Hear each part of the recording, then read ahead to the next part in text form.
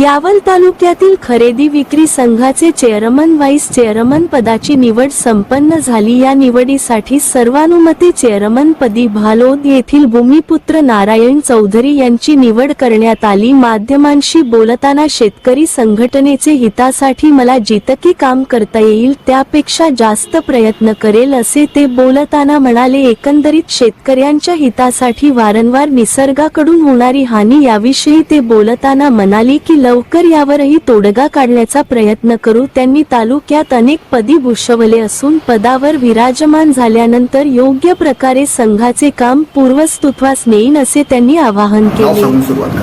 मी श्री नारायण शशिकांत चौधरी, राणा भालोद, तालुका यावल, काल तारीख 12 जून रोजी आमच्या यावल तालुका खरेदी विक्री संघाची चेअरमन निवड आणि व्हाईस चेअरमन निवड ह्या विषयावर मीटिंग होती आणि आमचं भारतीय जनता पार्टीचं नेतृत्व तालुक्याचं आमच्या रावेर मतदारसंघाचे अमोलदादा यांनी व भारतीय जनता पार्टी युती या सर्व पदाधिकाऱ्यांनी आणि जे सर्व सहकारी या खरेदी विक्रीमध्ये संचालक आहेत त्यांनी म्हणजे शिवसेना असेल, राष्ट्रवादी काँग्रेस असेल, अजितदादांचा गट या सर्वांनी माझ्यावर जो विश्वास ठेवला त्याला मी असं उतराई राहण्याचा प्रयत्न करेल।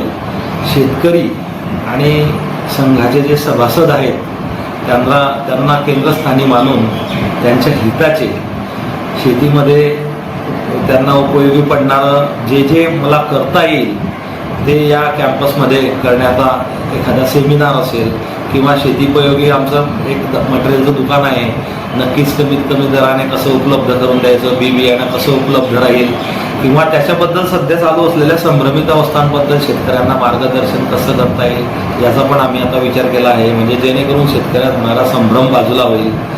आणि काही मागच्या आमच्या काळामधले आमचे गोडाऊन्स आहेत, तिथे धान्याचा साठा होता आणि त्याचं काही सरकारकडे पैसे अटकलेले आहेत आमचे मागे, एक 15 वर्षापूर्वीचे आहेत, ते काढायचं आम्ही अमोलदादांच्या आणि सन्माननीय गिरीश भाऊ जे आमचे नेते आहेत त्यांच्या माध्यमातून आम्ही तो सुद्धा प्रयत्न करू। आमचे 26 लाख रुपये संघाचे येणे बाकी आहे, त्याचा फॉलो आम्ही चांगला करू आणि ते आणण्याचा प्रयत्न करूच। आणि आमच्याकडे काही चांगल्या जागा आहेत, त्या जागांवरती शेतकऱ्यांना उपयोगी किंवा परिसराला चांगलं साजेल असं एक व्यापारी संकुल उभं करायचा मानस मागील सभापती श्री नरेंद्रजी नारखेडे व श्री पांडुरंग शेठ सराफ आमचे नेते अमोलदादा या आमच्या सर्व संचालक मंडळांच्या माध्यमातून आम्ही प्रयत्न चालू केलेला आहे।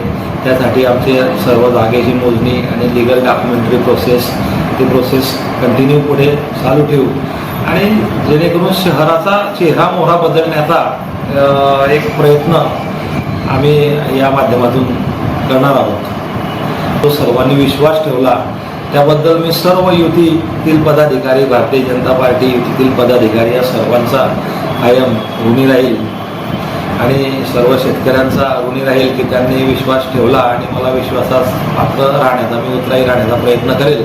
धन्यवाद। आम्ही कालच सर्वांच्या संमतीने या संघातील चेअरमन पदाचा पदभार स्वीकारलेला आहे, परंतु अशा खडतर परिस्थितीमध्ये मी संघाचा चेअरमन झालो आहे की सर्व महाराष्ट्रावर पावसाने तिरपाटोळा दाखवलेला आहे आणि येणारा मान्सून जो आहे तो 50% आत राहणार आहे। तर मग शेतकऱ्यांपुढे समस्या उभ्या राहिल्या आहे किंवा आपण आता कोणती पेरणी करायची किंवा आपण जरी समजा केळी लावली तर ती आता लावलेली केळी वादळात पुढच्या वर्षी सापडेल का? कारण मागच्या आठवड्यात आमचा केळीचा शेतकरी खूप मोठ्या संकटातून निघतो आहे। रावेर तालुक्यात, यावल तालुक्यात सर्वत्र वादळांची शृंखला चालू आहे। शेतकऱ्यांच्या पुढे खूप मोठा प्रश्न तयार झाला की पाऊस येणार नाही तर मग कापूस पेरणी थांबली, मका जो लवकर पेरला जात होता तो थांबला, ज्वारी पेरणी जवळजवळ हद्दपार होते आहे। मग शेतकऱ्यांपुढे प्रश्न आहे। तर आपण शेतकऱ्यांना असं सांगायचा प्रयत्न करतो आहे की कमी कालावधीची पिकं, कडधान्य असतील किंवा बाजरी असेल, असं ज्वारी पण पेरावी, तसं काहीतरी अन्नधान्याचा स्टॉक घरात राहील, जेणेकरून पुढच्या काळामध्ये आपल्याला जो येणारा दुष्काळ असेल त्याला आपण आपल्याला निदान आपल्या खाण्यापुरतं आपल्या जवळ असेल किंवा आपण शेजाऱ्या पाजाऱ्यांना आपण देऊ शकू असं काहीतरी धान्याचा साठा आपल्याकडे राहील, एवढं तरी धान्य एक थोडं टप्प्यात काही भाग आपल्या शेतामधला पेरावा असं एक आव्हान आपण शेतकऱ्यांना करूया. म्हणजे जेणेकरून त्याला कोणाच्या पुढे खाण्यासाठी हात पसरवायची गरज पडणार नाही आणि या दुष्काळातून तो वाचेल सुद्धा. किंवा जर केळी पेरायची जर परिस्थिती, पाण्याची परिस्थिती खूपच तालुक्यामध्ये बिकट आहे, या माध्यमातून आम्ही सर्व आमच्या नेत्यांच्या मागे आहोतच. त्यामुळे आमचा जो सातपुड्यातला प्रकल्प कधीचा रखडलेला आहे, पाणी अडवा पाणी जिरवा, त्या प्रकल्पाला जर चालना मिळाली शासनाकडून तर त्याचा आम्ही फॉलो करण्याच्या खूप आमच्या या संघातर्फे आणखी त्याच्या मागे फॉलो कसा करता येईल. सन्माननीय गिरीश भाऊ आहेत, अमोलदादा आहेत, रक्षाताई आहेत, आमचे सर्व मंत्री, सर्व सरकार आहे, यांचा आम्ही नक्कीच या माध्यमातून आम्हाला काहीतरी मिळेल अशी आशा आम्ही बाळगतो. आणि पुढे दुष्काळाला तोंड देण्यासाठी, सज्ज राहण्यासाठी आणखी काही उपाययोजना करता येतील का, त्यासाठी आमचा सर्व संचालक मंडळाचा प्रयत्न राहील आणि त्यामधून योग्य ते मार्गदर्शन आम्ही शेतकऱ्यांना करायचा प्रयत्न